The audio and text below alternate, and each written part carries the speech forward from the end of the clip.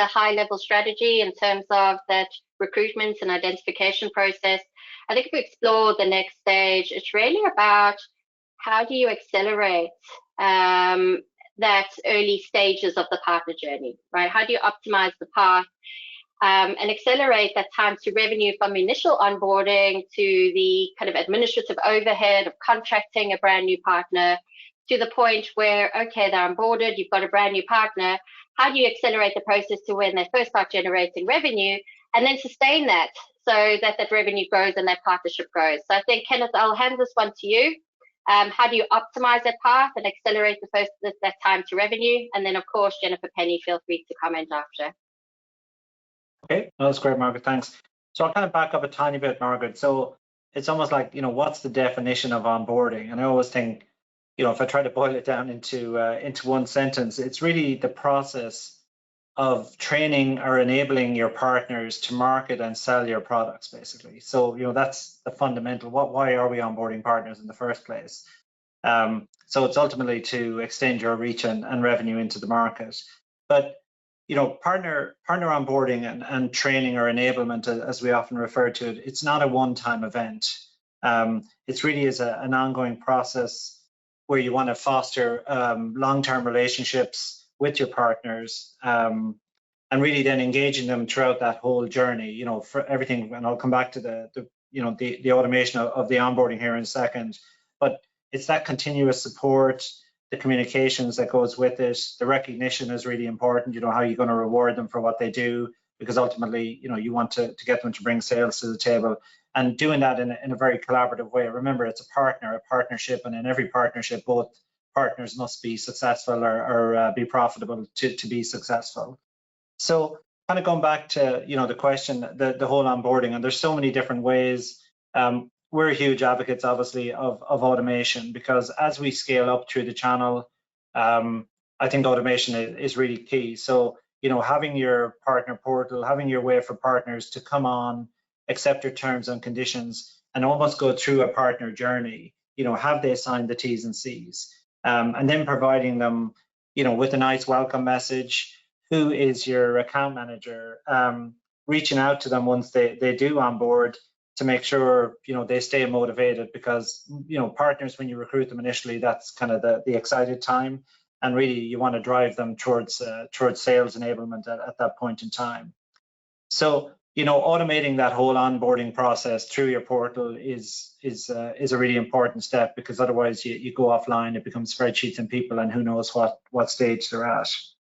I think then once the partner is onboarded, again, it's kind of strike while the iron's hot. You need to continuously remind them of, okay, what's in it for them, basically. What are the discounts they get? What are the rewards they get? How do you keep them motivated?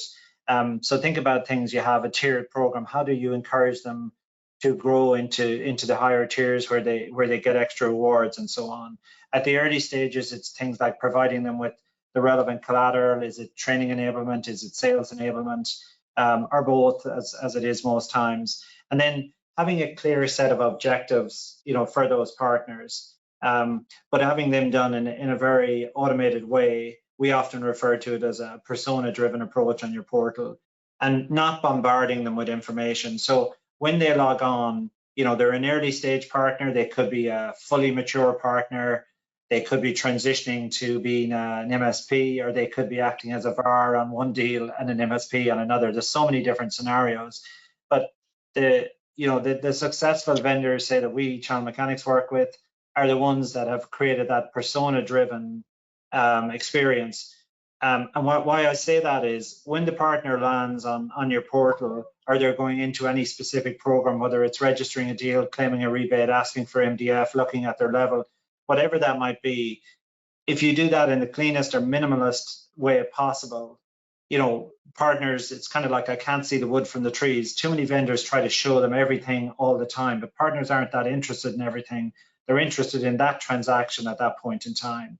So that persona-driven approach, what sales motion are you doing, Mr. Partner, at this point in time, and only showing that to them and let them get through that very quickly, because vendors are very, I would say, inward focused. They're focused on themselves, whereas partners will work with many vendors. And I often say to them, look, that partner will see them showing up with your competition. And, you know, the research shows it's typically 7 to 12 vendors they work with. So if you think about it, I'm a partner, I'm working with 7 to 12 vendors, and I'm a vendor. Okay, how do I win that partner's mind share? Well, ease of doing business comes, you know, front and center of how you achieve that. So I think kind of building out those success criteria, Margaret, and having that as a streamlined, automated process, that it's everything from, you know, the recruitment step, the initial onboarding, signing the terms and conditions, to what are the first training course I need to do, to how do I register my first deal, to what reward do I get for closing my first deal, to how do I grow to the next tier and become you know, your best partner or whatever that might be. Okay.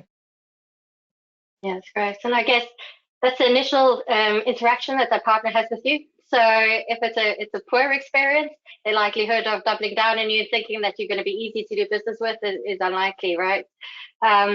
So Jen, Penny, any comments to add? Anything you'd like to bring in? Yeah, I do want to add in something. And when you think of onboarding, and it's just adding to, I completely agree with everything Kenneth said. Everything resonated. You always hear the key words, ease of doing business, and what does that really mean? But the one aspect I talk about, when you think about onboarding, you could really bucketize them in 2 categories. You have your operational onboarding aspect, and then you have your transactional. So everything flows in there. So those are the 2 key areas. If you really look at that from the operational, it's signing your T's and C's, it's the contractual, it's setting up your systems. You'll have those elements, and you need to start thinking about that when you're creating this partner journey, all of those steps that really goes into. And honestly, I'd recommend, if you're trying to build this, onboard yourself to your own organization. Sign your, people don't realize, I had to do it once where I went in and I went to the partner application, and I wanted to see all the canned responses that came after I did certain steps. Dive in, dig into those pieces from your operational, and then, as you know, that partners want to transact. How do they transact? And Kenneth brought up a really good point about personas with the partner portal.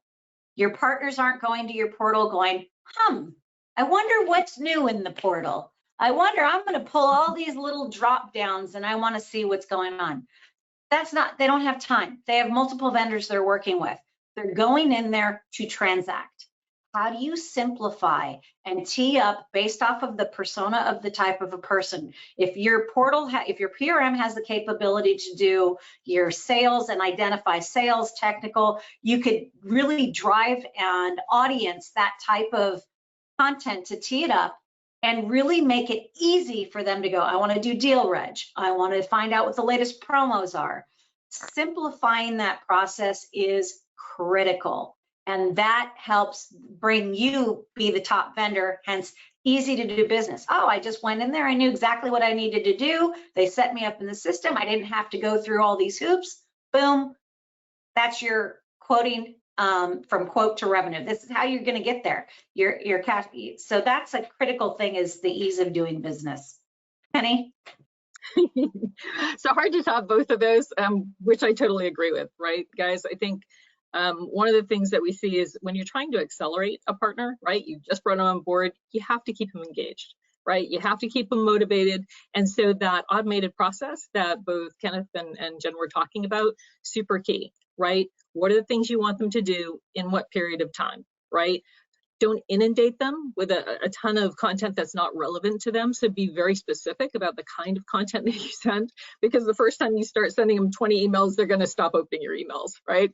So you want to be really targeted about what you send. You want to have a specific growth path that you want them on, both, you know, the operational as well as the transactional.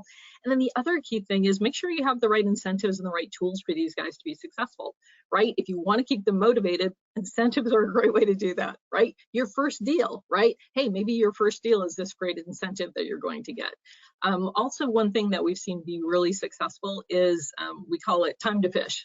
right? Which is you're teaching them how to fish, you're teaching them how to go after opportunities. So you host a series of, small webinars that they can join, or even if you have local regional teams that do sort of one-on-one sessions, however that works best for you. But essentially, you're helping them target the opportunities. Here's what the ideal customer profile looks like. Here are key things that are happening. Here are ways that we've been successful in positioning the solution. Here are tools, right, that you can use to go out. Here are the key offers that seem to be working with these customers, right? These check-in sessions are huge, right? They're a great tool for the sales organization to have something to go in with, right? So you haven't just brought them on board, you haven't just said, hey, here are your steps, but now I'm going to hold your hand a bit, right? And help you go after these first opportunities. And oh, by the way, if you win one of these, here's a great incentive at the end of the, right, at the end of the rainbow for you. So those are some of the things that we see just sort of layer on to that automated process and those tools. And then the last thing I would say is even a dashboard, right? It's really hard when you've got, a large number of partners that you're bringing on to figure out where they're in the process, right? Are they, have they figured out their operations? Have they even signed on to the, onto the portal? Have they figured out, how to take their certifications and the certification path that they need?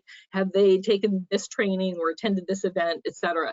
But it's a great way for you and your sales team to understand where they are in the process and help them along. Yeah, great point. Completely agree. So I think, Brenda, we've got 2 poll questions. Unfortunately, a lot of them align with some of the topics there that all of our panelists have brought up. So first question, Brenda, if you want to read that out. Oh, it's up there now. Sure. So in relation to kind of technology, how impactful is technology and automation in improving the partner onboarding process in your experience? So if it's extremely impactful, somewhat impactful, not very impactful, or if you're not sure. Okay, well, it's definitely impactful from the results. For us.